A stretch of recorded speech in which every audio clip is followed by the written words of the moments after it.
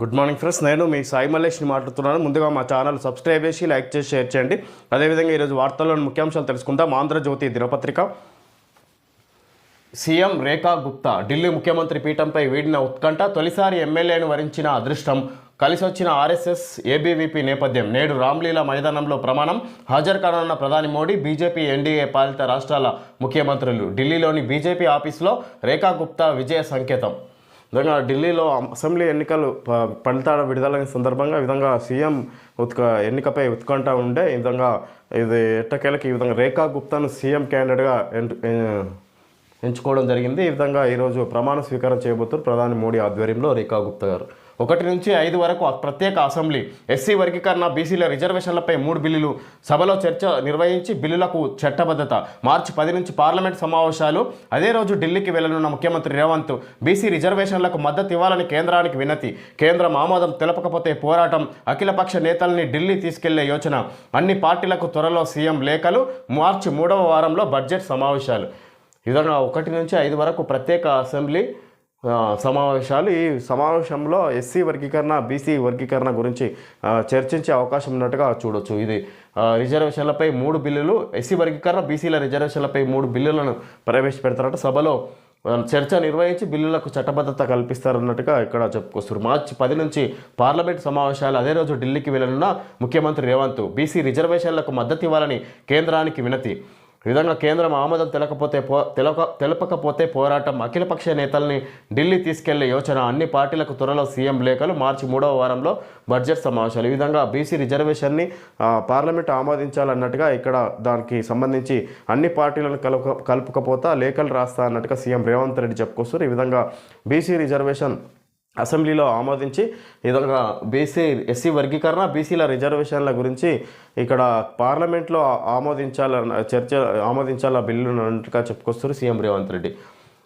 SC వర్గీకరణ, బీసీలకు రిజర్వేషన్ల అంశంపై రాష్ట్ర ప్రభుత్వం ప్రక్క ప్రణాళికతో ముందుకు వెళ్లాలని భావిస్తుంది. వర్గీకరణకు చట్టబద్ధతపై ఒక బిల్లు, బీసీలకు స్థానిక సంస్థల్లో 42% రిజర్వేషన్లపై మరొకటి, విద్యా ఉపాధి రంగాల్లోనూ బీసీలకు 42% రిజర్వేషన్లను అమలు చేసేందుకు ఉద్దేశించిన బిల్లులకు చట్టబద్ధత కల్పించనుంది. ఇందుకోసం మార్చి 1 నుంచి 5 వరకు ప్రత్యేక అసెంబ్లీ సమావేశాలను నిర్వహించాలని ప్రభుత్వం ప్రాథమికంగా నిర్ణయించినట్లు తెలిసింది.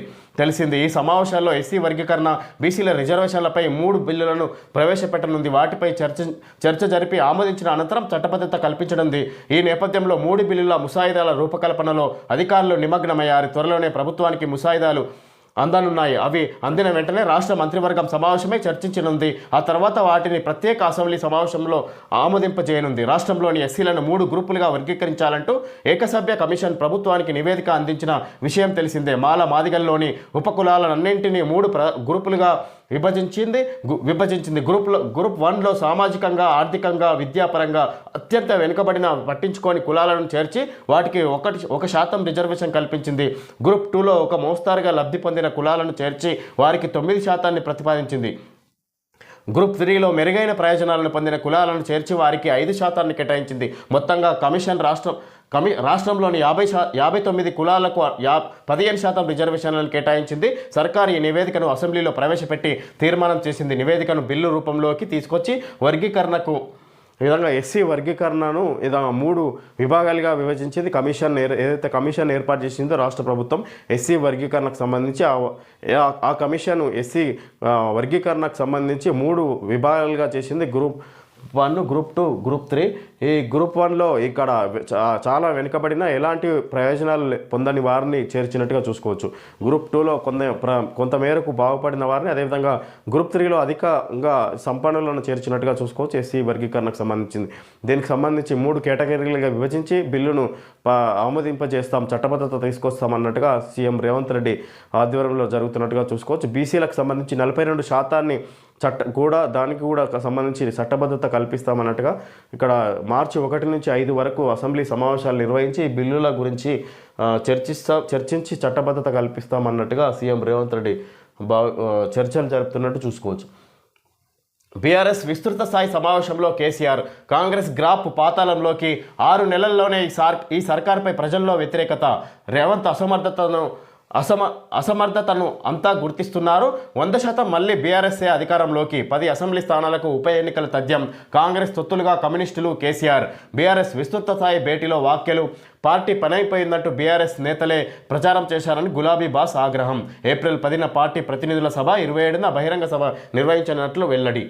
విధంగా తెలంగాణ భవన్లో మాజీ సీఎం కేసీఆర్, బీఆర్ఎస్ అధినేత కేసీఆర్ సమావేశమే ఏర్పాటు చేసి ఇక్కడ ముఖ్య నేతల సమావేశంలో పాల్గొని ఈ విధంగా పార్టీ నేతలే దుష్ప్రచారం చేసి ఈ విధంగా బీఆర్ఎస్ పని అయిపోయిందని ప్రచారం చేసిరు. ఈ విధంగా కాంగ్రెస్ పని అయిపోయింది, ఆ విధంగా కాకుండా ఇక్కడ బీఆర్ఎస్ గురించి మంచి గొప్పగా మాట్లాడుకోవాలి. అదేవిధంగా ఇక్కడ కాంగ్రెస్ పని అయిపోయింది, గ్రాఫ్ తగ్గుతుంది. అదేవిధంగా వచ్చే 10 స్థానాలలో 10 ఎమ్మెల్యేల స్థానాలలో ఈ విధంగా ఉప ఎన్నికలు జరిగే అవకాశం ఉంది, వచ్చేది బీఆర్ఎస్ ప్రభుత్వమే అన్నట్టుగా మాజీ సీఎం కేసీఆర్ మాట్లాడుకొచ్చినట్టుగా చూడవచ్చు.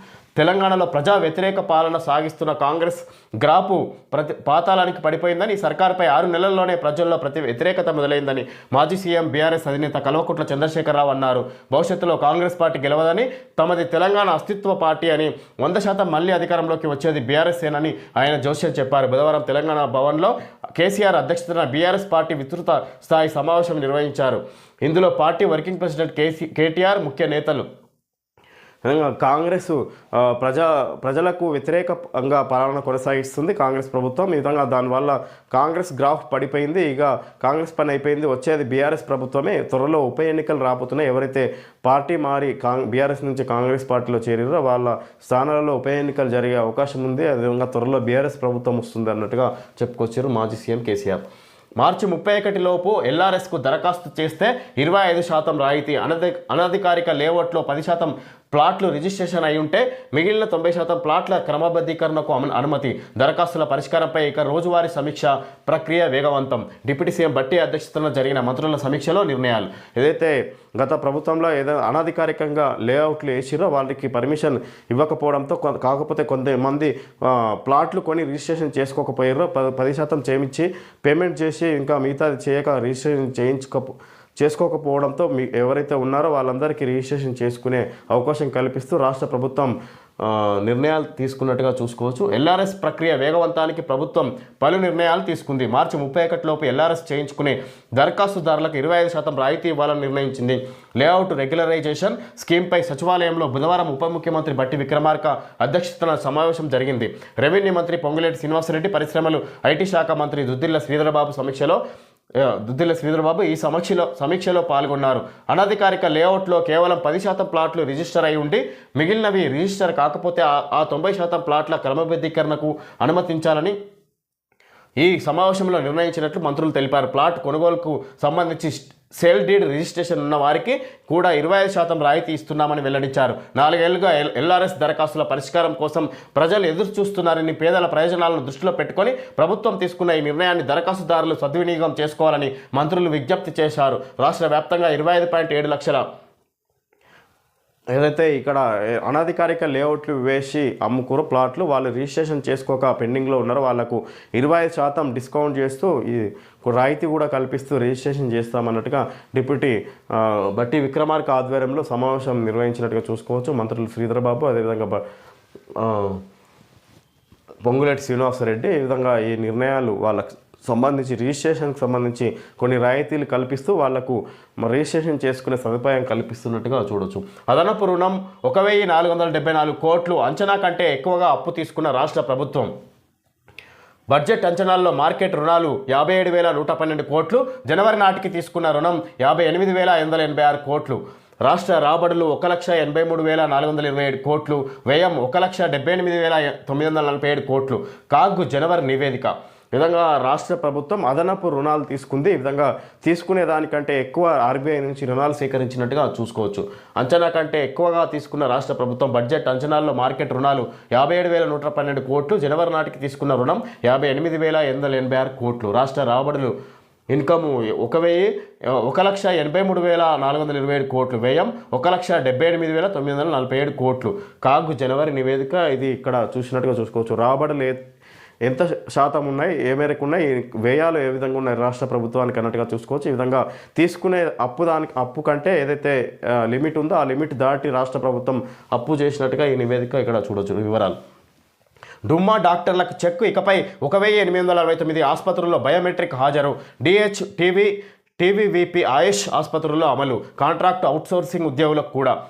విధులకు డుమ్మా కొట్టే డాక్టర్లు, వైద్య సిబ్బంది విషయంలో కఠినంగా వ్యవహరించాలని సర్కారు భావిస్తుంది. ఆ దిశగా కీలక నిర్ణయం తీసుకుంది. రాష్ట్ర వ్యాప్తంగా 1869 ఆసుపత్రుల్లో బయోమెట్రిక్ హాజరు విధానాన్ని అమలుపరిచేందుకు రంగం సిద్ధం చేస్తుంది. ఇప్పటికే వైద్య కళాశాలల్లో Aadhaar enabled biometric attendance system అబాస్ విధానాన్ని జాతీయ వైద్య కమిషన్ ఎన్ఎంసి అమలు చేస్తుంది. సరిగ్గా అదే విధానాన్ని మిగతా ఆసుపత్రుల్లోనూ అమలు చేసేందుకు సిద్ధమవుతుంది. ప్రజా ఆరోగ్య సంచాలకుల విధంగా ప్రభుత్వ డాక్టర్లకు ఏదైతే ఉందో ఆ అటెండెన్స్ బయోమెట్రిక్ అటెండెన్స్ని కొత్తగా తీసుకొస్తున్నట్టు చూసుకోవచ్చు. ఈ విధంగా ఎవరైతే హాజరు కావాలో వాళ్ళకు ఆబ్సెంట్, విధుల్లో రానట్టు ఇక్కడ విధుల్లోకి రాకుండా ప్రభుత్వ వైద్యులు ఈ విధంగా సొంత ఆసుపత్రులు పెట్టుకొని నిర్వహిస్తున్నారనే దాంతో ఈ విధంగా ప్రభుత్వ ఆసుపత్రుల్లో సరైన వైద్యం కల్పించలేకపోతున్నారన్న దాంతో రాష్ట్ర ప్రభుత్వం కొత్త విధానాన్ని తీసుకొస్తున్నట్టు చూడొచ్చు. 16,000 మెగావాట్లు దాటిన విద్యుత్ డిమాండ్ రాష్ట్ర ఏర్పాటు తర్వాత ఇదే అత్యధికం. విధంగా 16,000 మెగావాట్లు దాటింది విద్యుత్ డిమాండ్ వినియోగిస్తున్నారు అన్నట్టుగా చూసుకోవచ్చు రాష్ట్రంలో. ఈ విధంగా ఇక తెలంగాణ రాష్ట్రం ఏర్పాటు తర్వాత ఈ విధంగా ఇదే అత్యధికం అన్నట్టుగా చూపిస్తారు. ఇక్కడ నాతో వాదనల మోడీ చెప్పినా నేను వినలేదు, మీరెంత సుంకం విధిస్తే మేము అంతే వేస్తామని ఆయనకే గట్టిగా చెప్పా. భారత్కు ఎటువంటి మినహాయింపు ఉండదని స్పష్టం చేశా. ఇకపై అన్ని దేశాలతో ఇలాగే వ్యవహరిస్తాం, అట్లాగైతేనే దారికొస్తాయి. భారత్లో బోలెడంత డబ్బు, ఆ దేశంలో ఓటింగ్కు మనం డబ్బులు ఎందుకు ఇవ్వాలి? భారీ పన్నులు విధించే భారత్లో టెస్లా ఫ్యాక్టరీ పెడితే అమెరికాకు అన్యాయమే.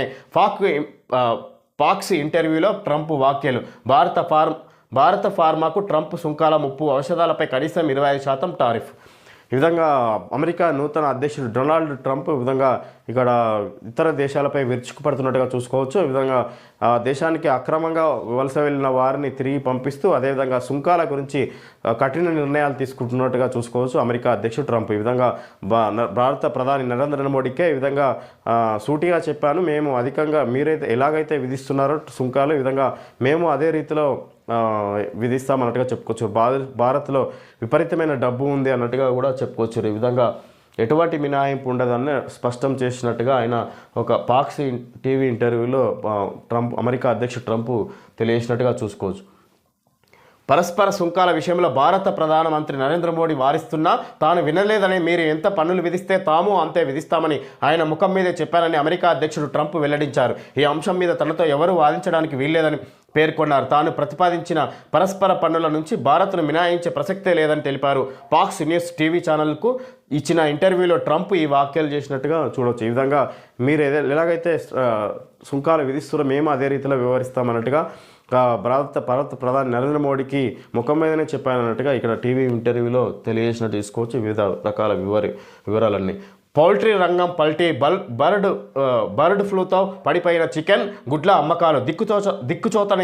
దిక్కుతోచని స్థితిలో పౌల్ట్రీ రైతులు. నెలలో 500 కోట్లకు పైగా నష్టం. దళారులు మాత్రం లాభాల్లోనే. కోడి కిలో 90కి కొని చికెన్ 160కి, గుడ్డు ₹3.50 కొని 6 రూపాయలకు విక్రయం. అమెరికాలో గుడ్లకు కొరత. డజను గుడ్లు $6.5. దుకాణాల ముందు బారులు తీరుతున్న జనం. పెన్సిల్వేనియాలో 1,00,000 గుడ్ల దోపిడీ. మదనాపురం మండలంలోని ఓ పౌల్ట్రీ ఫామ్లో చనిపోయిన కోళ్లు. వనపర్తి జిల్లాలో 4,000 కోళ్లు మృతి. బర్డ్ ఫ్లూ కాదు, కొక్కెర వ్యాధి కావచ్చు. వనపర్తి పశుసంవర్ధక అధికారి వెంకటేశ్వర్ రెడ్డి. విధంగా బర్డ్ ఫ్లూతో ఈ విధంగా కోళ్లు మరణిస్తున్నాయి. రోగాల బారిన పడుతున్న సందర్భంగా చికెన్ రేట్లు భారీగా పడిపోయిన సందర్భంగా ఈ విధంగా చికెన్ ఎవరైతే పౌల్ట్రీ ఫామ్లు నిర్వహిస్తున్నారో వాళ్ళు భారీ నష్టాల్లో కూరుకుపోతున్నట్టుగా చూసుకోవచ్చు. ఈ విధంగా ఈ గుడ్ల ధరలు కూడా భారీ పడిపోయిందన్నట్టుగా చూడవచ్చు. ఈ విధంగా గుడ్ల కొరత ఏర్పడడంతో అమెరికాలో కూడా గుడ్ల కొరత ఏర్పడుతున్నట్టు చూడవచ్చు. ఈ విధంగా అమెరికాలో గుడ్ల కొరత. డజన్ గుడ్లు $6.5. అమెరికాలో గుడ్ల ధరలు పెరిగినాయి. ఈ విధంగా మన దగ్గర చికెన్ ధరలు తగ్గినాయి అన్నట్టుగా చూసుకోవచ్చు. ఈ విధంగా దీని ద్వారా దళారులు మాత్రం లాభాలనే ఉన్నారు. ఎవరైతే పౌల్ట్రీ ఫామ్లు నిర్వహిస్తున్న వాళ్ళు మాత్రం ఈ విధంగా నష్టాల్లో కోరుకుపోతున్నట్టుగా చూడవచ్చు. సామాజిక కార్యకర్త దారుణ హత్య. రాత్రి ద్విచక్ర వాహనంపై ఇంటికి వెళ్తుండగా ఘటన. భూపాలపల్లిలో దారుణం. దాడిలో 5 దుండగులు. మేడిగడ్డ కుంగిన ఘటనపై కేసీఆర్, హరీష్పై గతంలో జిల్లా కోర్టులో పిటిషన్ వేసిన రాజలింగమూర్తి. పలు భూ ఆక్రమణలపైన కేసులు. విధంగా దుండగులు హత్య చేసినట్టుగా చూసుకోవచ్చు. ఇక్కడ రాజలింగమూర్తి అంట ఐఏఎల్ఎఫ్ఎల్ ఫైనాన్స్ కల మీది గోల్డ్ లోన్ మాది తక్కువ వడ్డీ రేట్లు. జిఆర్టీ జ్యువెలర్స్ శాశ్వతమైన ప్రేమ మొదలవుతుంది. I promise brides the bridal collection. ప్రతి జీవితకాల నిబద్ధత యొక్క గుండెల్లో ప్రకాశించే ఒక ప్రామిస్ మా టైమ్లెస్ బ్రైడల్ కలెక్షన్ లాగానే. ఈ విధంగా జిఆర్టీ జ్యువెలర్ వాళ్ళు యాడ్ ఇచ్చినట్టుగా చూసుకోవచ్చు. ఓకే ఫ్రెండ్స్, ఈరోజు వార్తల్లో ముఖ్యాంశాలు తెలియజేయడం జరిగింది. Thank you friends.